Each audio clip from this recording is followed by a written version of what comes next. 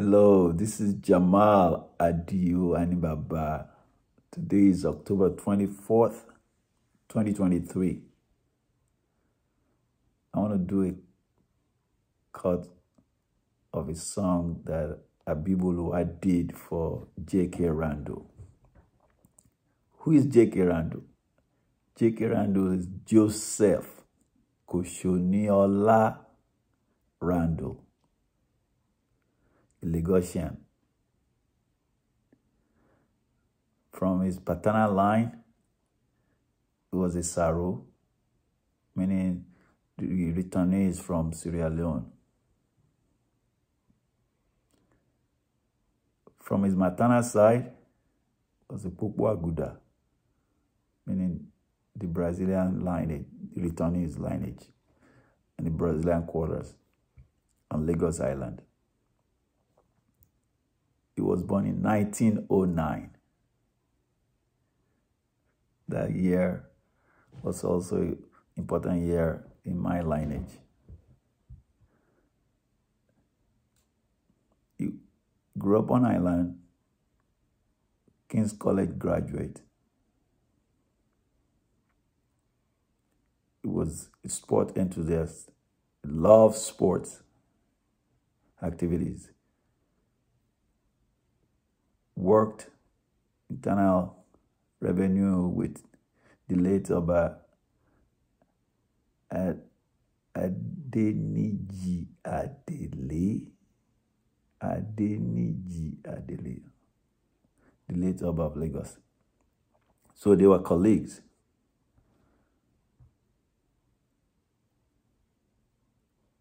Oba Adele later made him Lisa of Lagos. It's a title. But Koshoniola Randle was also a socialite. He was one of the founding members of the Lagos Island Club. It's a prestigious social club in Lagos. He was also into sports. Racecourse, horse racing. He was involved in all that, setting it up, the structure of that. Early U.S. Olympic team, he was active in it. In fact, it was when he led the Nigerian Olympic team to the 1956 Olympic in Melbourne, Australia. You can imagine, way out at the other end of the world. I can't even imagine how much jet lag they will have to go through after they've made all that trip. But unfortunately, from that trip, he got sick. So he passed away in 1956 when he got back home. He made it back home.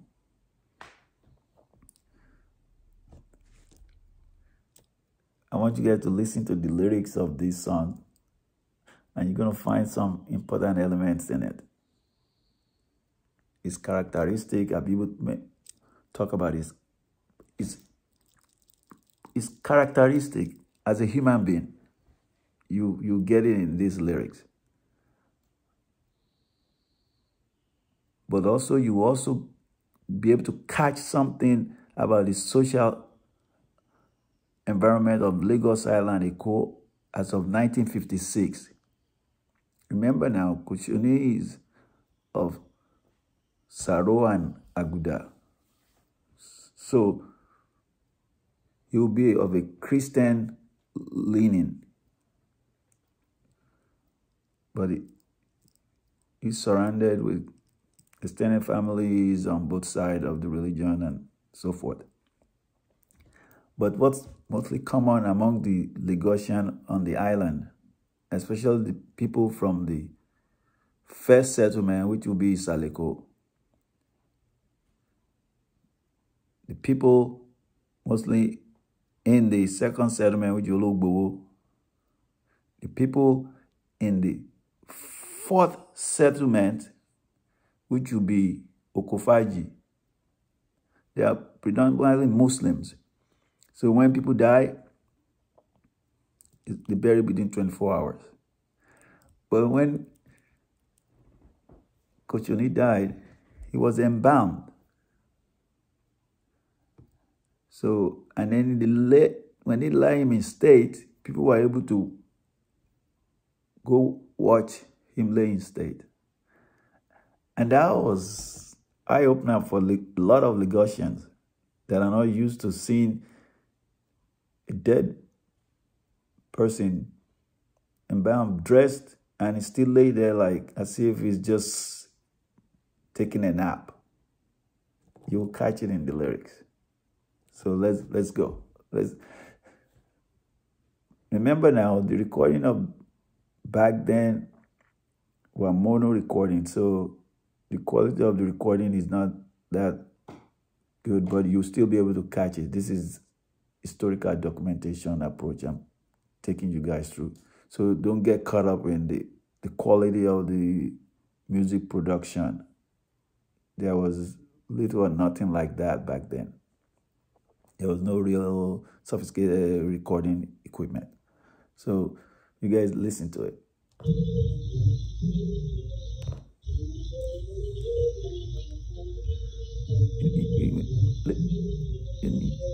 Ènìyàn ò fẹ́ ní fọ̀rọ̀ pé òjò orí ẹni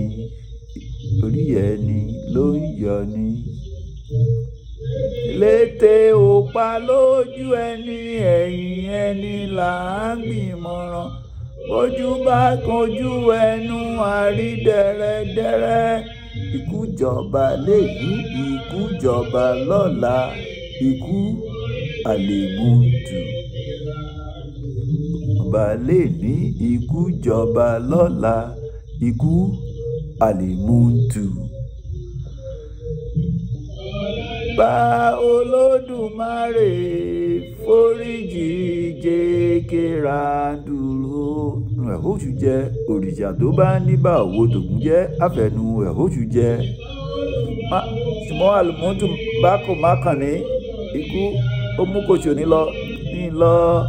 Koshoniola dára lẹ̀. Àlùmọ́tò bá kò má kàn ní ikú kọ́ ó mú lọ. Ká náwó ó lè náwó, kúkọ́ ó mú lọ. Bóré nìyàn àsùngádà, very humble, kúkọ́ ó mú lọ. Bẹ́ẹ̀ lásàgùn àsàwé, apá dókítà mẹ́fà lẹ́ẹ̀kan. Lẹ́ni tí kò ní lọ, gbèsè ní kú. Bàbá jayé jẹ́jẹ́, kò sẹ́ni tí kò ní lọ. Gbogbo ẹni àtàtà, bàbá jayé jẹ́jẹ́, kò jẹ́ onímọ̀ràndù odolóògbé o. Ènìyàn jẹ́ orí ahun, ènìyàn tó bá jẹ ẹran díẹ̀. Bá débi tí wọ́n tẹ Koshoniola sí, ó dàbí pé ó dàbí kó dìde o. Koshoniola sì máa sọ̀rọ̀ dígbére. Wàhálà bàbá jayé jẹ́jẹ́. Ó ní bẹ́ẹ̀nìyàn jórí ahun, head of a turtle. Tó bá tún jẹ ìran ìdí ẹ̀, meaning you are that bold, you can eat the head of the turtle and the back tail of the turtle.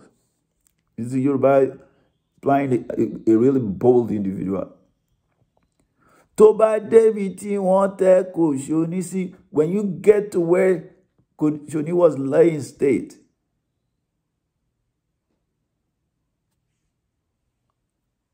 you'll be kind of like stunned, like, whoa. It'll be an eye-opener for you. As bold as you are, when you get there, it'll be an eye-opener for you. Ó dàbí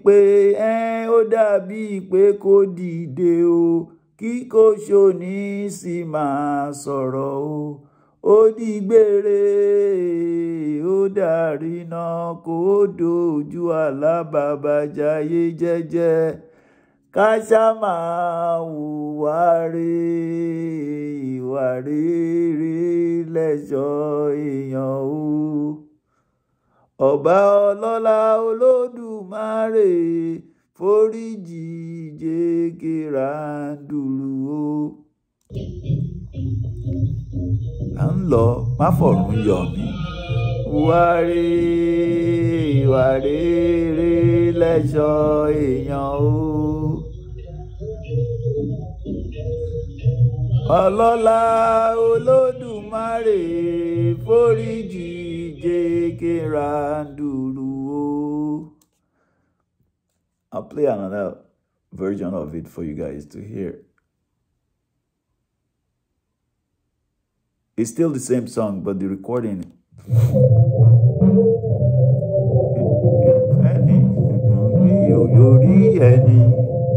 Orí ẹni ló ń yọ ni. Kélété ògbà lójú ẹni, ẹ̀yìn ẹni là ń gbìmọ̀ràn. Lójú bá kojú ẹnu àrírẹ̀ ẹ̀dẹ́rẹ́. Jọba lè ní ikú, jọba lọ́la ikú àlèmútù. Jọba lè ní ikú, jọba lọ́la ikú àlèmútù. Ọlọ́lá Olódùmarè foríjì JK Randle o. Òrìṣà tó bá níbà owó tó kún jẹ́ abẹnuwẹ̀ ojú jẹ́.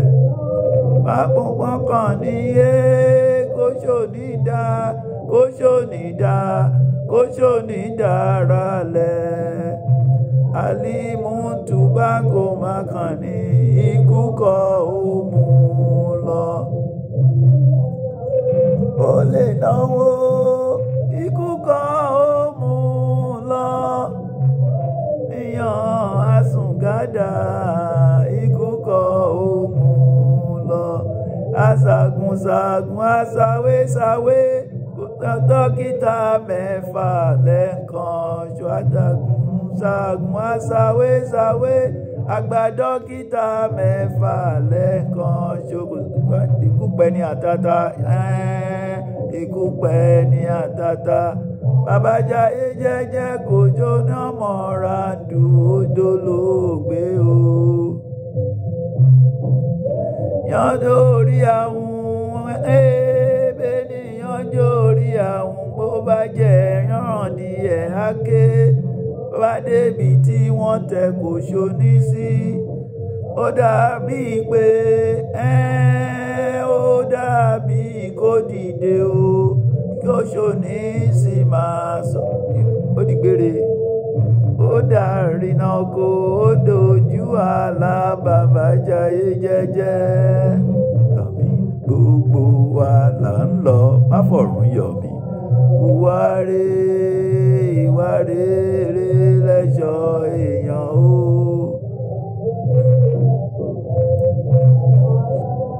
Olódùmarè foríjì JK Randle o. So you guys, I'm hoping you guys are able to catch his characteristics. Níbi ká náwó, ó lè náwó. He's a philanthropist. Níbi ká náwó, ó lè náwó. Ikú kọ́ ohun lọ. Tó bá réyàn, àsùngádà is very humble, very respectful. Àsùngádà.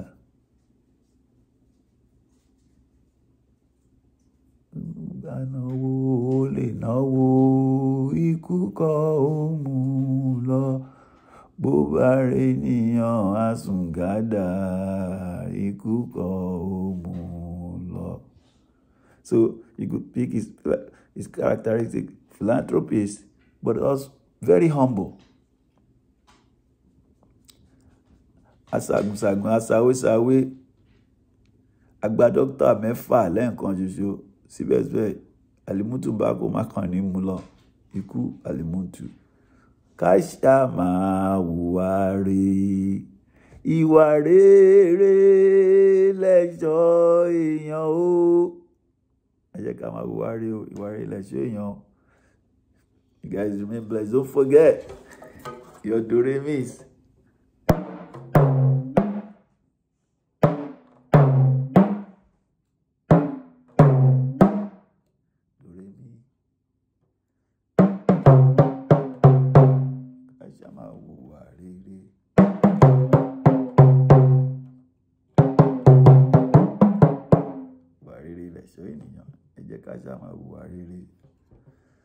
You guys stay blessed.